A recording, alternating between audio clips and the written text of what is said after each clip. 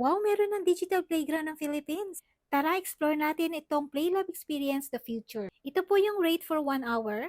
Record po na nakasaks tayo dito kung wala naman kayong dala. Meron silang tinda, 50 pesos. Upon entry, ito agad makikita ninyo. Nag-iiba ang color kapag inaapakan natin. Then next, ito naman sinubukan ni Jiro ang Fantasy Water Flow. Para po itong Art Science Museum ng Singapore. Meron din combine the physical drawing to digital world. Yung lahat ng ating artwork, makikita natin sa interactive projector. Dito ako super naaliw kasi yung mga nakulayan natin sa touchscreen is gonna be displayed in the screen. Super sulit talaga ang entrance dito mga mommies kasi hindi lang mga kids natin na mag-e-enjoy, pati tayong mga kids at heart.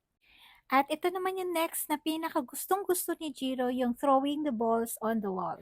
As you try to defeat the alien invaders in Planet Defense. And super nag-enjoy din kami dito sa Fantasy Slope slide nila. Ang cute ng design!